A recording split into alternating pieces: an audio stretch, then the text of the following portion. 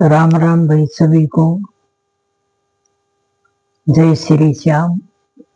एक कहानी सुनाना चाह रही हूँ, ध्यान से सुनियो और इस पे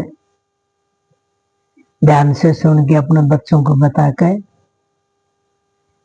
पुराने राजाओं की कहानी बच्चों को ही बताना। पहले हमारे जमाने में रोज कहानियां सुनाया कर दे तो बच्चों में अच्छे विचार आया कर दे। एक ईमानदार मंत्री, चरित्रमान मंत्री की कहानी सुनाना चाह रही हूँ। एक नगर में एक राजा रहता था, तो उसका नाम भी राजराम नाम था। जनता का बहुत ही भला करता था और जनता के बीच में रह के बातें सुनता था। उसने ये कर रखा था कि जनता के ये भय नहीं रहे कि मैं राजा हूँ, जनता मेरे को अपना सेवक माने और मैं जनता के बीच में रहूं। तो एक दिन मंत्री और राजा बाहर जा रहे थे तो राजा तो शाही राजा से होके निकलता है, घोड़े सवारों पर निकलते हैं, रथ में निकलते हैं। तो वह जा रहे थे तो सभी देख रहे थे भाई राजा जा रहे हैं। आगे से गए तो 4-5 आदमी बात करते करते उन्होंने अपनी बातें बंद कर दी। राजा जैसे ही नजदीक आया तो बात बंद कर दी, चुप हो गए। तो राजा ने सोची कि ये बात क्या बात कर रहे थे ऐसे जो मेरे को देख कर चुप हो गए। मैंने तो ऐसा कभी समझा ही नहीं, मैं इनका राजा हूँ, फिर इन्होंने ये ऐसी बात क्यों मन में लाए। तो राजा श्याम ने घर आया तो बस उसको वही चिंता खाई गई। अब भाई आज मेरी जनता मुझे देख कर चुप हो गई, तो ऐसा नहीं होना चाहिए। मैंने कभी इनको एहसास नहीं होने दिया कि मैं इनका राजा हूं। मैं हमेशा ये समझा है कि मैं इनका सेवक हूं। तो उसने मंत्री को बुलवाया तो मंत्री से उसने कहा, आज मंत्री जी मुझे चैन नहीं पड़ रहा। क्यों महाराज, क्या बात होगी? बोले भाई चैन इसलिए नहीं पड़ रहा कि मुझे देख के 4-5 आदमी बात कर रहे थे, वो बंद हो गई। तो पता लगाओ इस बात का क्या बात है, आखिर उनके मन में राजा का भय क्यों है, तो आप पता लगाओ। बोले ठीक है महाराज, पता लगा लूंगा। तो 3 दिन बीत गए उन बातों को। फिर राजा के तो वही दिमाग में बात थी कि मंत्री जी आपने पता लगाया? बोले हाँ जी महाराज, लगा लिए पता, आप कहो तो मैं बात रखू मेरी। बोले भाई रखो बात, आप मेरे पिताजी के मेरे दादाजी के टीम से आप हमारे मंत्री हो, तो आप बात रखो, मैं आपकी बात सुनूंगा। तो आप बात रखे। तो बोले महाराज छोटी सी एक कहानी है, कहानी के रूप में मैं आपको बताना चाह रहा हूँ कि बताओ। तो उसने चालू कर दिया कि महाराज पहले जो राजा थे वह अपना देश बदल के गांव में घूमया कर दे, और गांव में घूम के और वो अपनी बातें सारी प्रजा से लिया कर दे। अब भाई मेरी प्रजा कैसी है कैसी नहीं है, तो तुम्हारे बड़े बूढ़े थे वो भी ऐसी भेष बदल के निकला कर दे, प्रजा का पता लिया कर दे। तो ऐसे तो हमें पता लगेगा नहीं, हमको कोई बताएगा नहीं अगर भाई कैसा क्या हमारा कमियां हैं, क्या कमी नहीं है, या राजा से डर रहे हैं या राजा से कोई बात छुपा रहे हैं। तो इसलिए आप जाएं और भेष बदल के इनकी बातें सुने। मेरे मन में यही विचार आ रहे, तो ये बात है। तो राजा ने कहा इतनी सी बात, ठीक है मैं चल जाता हूँ। तो राजा कल भेष बदल कर नगर में निकल लिया। तो पेड़ के नीचे 2 जवान लड़के बैठे हुए थे, उनके पास वो चले गए। बोले भाई कैसे बैठे हो? मैंने बोला अच्छा मूर्ख है, देख नहीं रहे, हम बैठ रहे हैं, आराम कर रहे हैं। तो बोले तुम इस नगर की नहीं लगते हो, बाहर की हो? बोले भाई बाहर का हूं मैं। तो बोले फिर यहाँ कैसे आया हूँ? बोले भाई यहाँ ऐसे आया हूं मैं, मेरी घरवाली खो गई है, तो मैं मेरी घरवाली को ढूंढने आया और यहाँ राजा के पास आया हूँ, राजा का आगे मेरी अर्ज रखूंगा। तो एक ने कह क्या है राजा? बोले इसकी घरवाली खो गई थी, मैंने 1.5 दिन में इसकी घरवाली ढूंढ ले आया। तो राजा क्या करेगा? हंसने लग गए। फिर दूसरे ने कही नहीं भाई ये गलत कह रहे हैं, तुम राजा के पास जाओ, हमारा राजा बहुत ही भले आदमी है और तेरी मदद करेंगे वो बिल्कुल। तो राजा के पास आप जाओ, आप सही सोच लेके आए हो, हमारा राजा बहुत अच्छा राजा है। तो उसके मन में तसल्ली हुई कि हाँ भाई प्रजा का मेरे प्रति, राजा के प्रति प्रेम है। फिर वो दूसरा फिर कहने लग गया, अरे बोले ये तो वैसे ही बकवास कर रहे हो, राजा ने खुद ने शादी नहीं करी अभी, तो तेरी मदद कहाँ करेगा, वो क्या जाने बीरबानी क्या होती है। फिर वो दूसरा साथी कहने लगे, अरे बोले भाई देख ये झूठ बोल रहा है, ना तो शादी इसकी हुई ना शादी मेरी हुई, और तेरी घरवाली खुई हुई है, तो तू राजा के पास जा।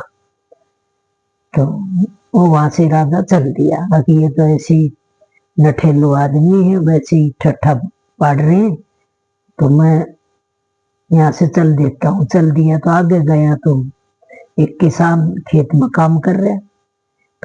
तो उसने कही बाबा क्या कर रहे हो? बोले भाई तेरे को दिख नहीं रहा है, मैं खेत में काम कर रहा हूँ। तो बोले बाबा मैं करवा दूं काम? बोले नहीं भाई तू जा, मेरे पास इतना पैसा नहीं है तो मैं तेरे को दिहाड़ी दे सकूं, और तू जा।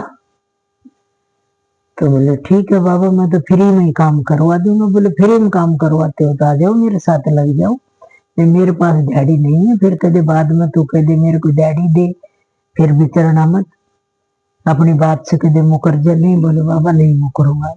तो 2 घंटा तक राजा ने खेत में काम करवाया। तो पूछने लग गया कि बाबा तुम्हारा जो यहाँ का राजा है कैसा है?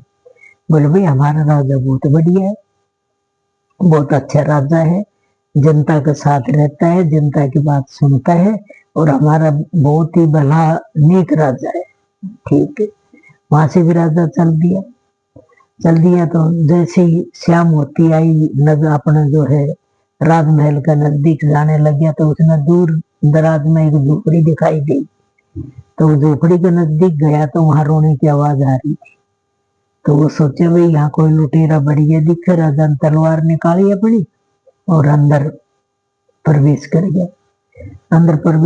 तो वहां एक लड़की थी, उसने कहा भाई तुम कैसे आ गए अंदर मेरे? मतलब भाई ऐसे रोने की आवाज आई और मैं अंदर आ गया, भाई कोई लुटेरा आ गया देखा। बोले नहीं ये मेरी बूढ़ी माँ है, और मेरी बूढ़ी माँ ने आज प्राण त्याग दिए हैं, इसलिए मैं रो रही हूँ कि मेरा कोई सहारा नहीं है, और मेरी माता जी आज चल बसी है। तो उसने राजा ने कही कि नहीं भाई ये मत समझो तुम्हारा सहारा नहीं है।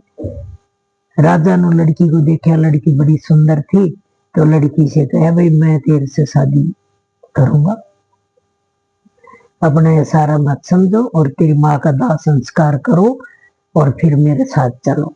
तो अपनी माँ का दाह संस्कार करके राजा के साथ चल दी।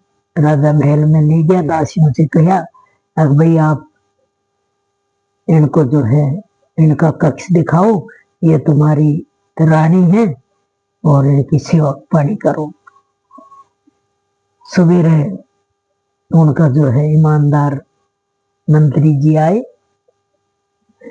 तो मंत्री जी से कहे मंत्री जी कोई बात सुनी? बोले नहीं राजा मुझे तो कोई बात नहीं सुनी।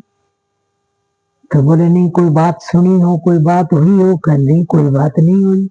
तो बोले भाई बात तो महल में ही हो गई है।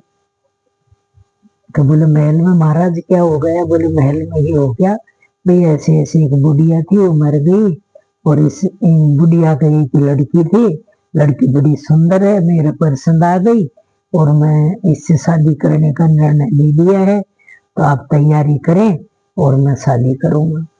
बोले महाराज जी ये तो बहुत अच्छी बात। तो उसने मतलब जो है बोले तैयारी में लग जाओ। तो वो तैयारियों में लग गए। तो धूमधाम से राजा ने उससे शादी कर दी। शादी कर ली तो 2 साल हो गया, बच्चा नहीं होया। बच्चा नहीं हुआ तो राजा का कोई परवाह भी नहीं थी कि बच्चा नहीं होया, कोई दिक्कत नहीं। फिर 2 साल बाद उसने रानी ने कही, महाराज जी आपको एक खुशखबरी सुनाऊं? क्या सुनाऊं खुशखबरी? तो बोले खुशखबरी ये है कि आप बाप बनने वाले हो और महल में किलकारियां गूंजने वाली हैं और मैं माँ बन गई। ये तो बहुत खुशी की बात।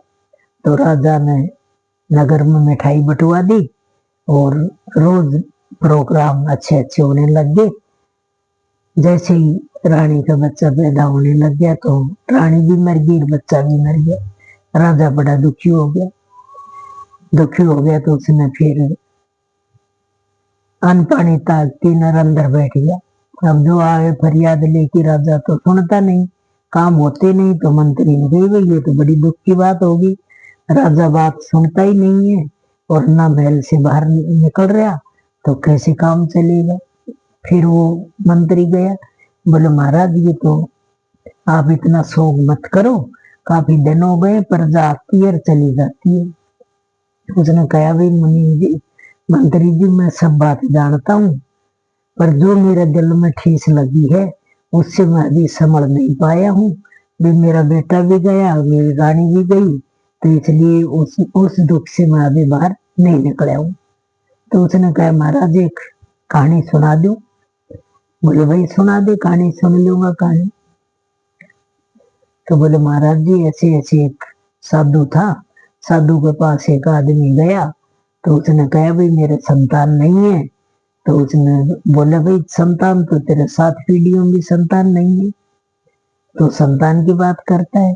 तो बोले इसका उपाय? बोले उपाय यही है भाई तेरे 7 पीढ़ियों में संतान नहीं है तो आप अपने किसी रिश्तेदार को गोद ले लें, और रिश्तेदार को गोद ले लो, रिश्तेदार को भी गोद ऐसे लो भाई तुम्हारी बहन के बच्चे को गोद ले लो, वो आपकी सेवा कर सकता है। बाकी अन्यथा और किसी को गोद ले लिया तो ये मतलब जो है आपका राज्य नहीं चला पाएगा और तुम जो है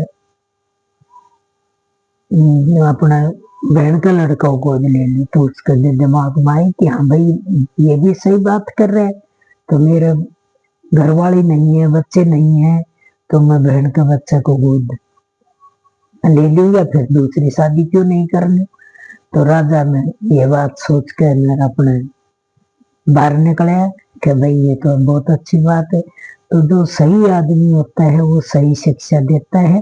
राजा ने अपने बहन के बेटा को गोद लिया और उसका राज्य अच्छा चला।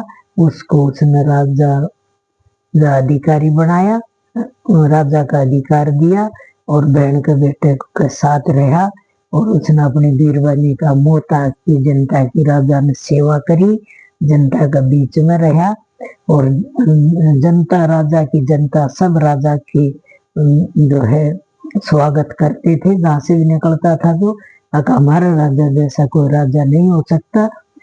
बीरबली का इतना इसने जो है बीरबली का इतना इसने त्याग कराया है कि एक बीरबली बनने के बाद दोबारा शादी राजा ने नहीं करी। अपना बहन के बच्चे को गोद लेके उसको राजा बना दिया। तो इसने राज से भी मोह नहीं है, इसने जनता से मोह है राजा को, और जनता की ही राजा सेवा करता है। तो इस नगर का जो राजा हुआ उसका नाम भी राज नाम, उसका नाम भी था राजराम नाम था उसका। तो भाई ऐसा राजराम सभी के राज्य में हूँ जैसे जनता की सुने। जय श्री श्याम, जय श्री श्याम।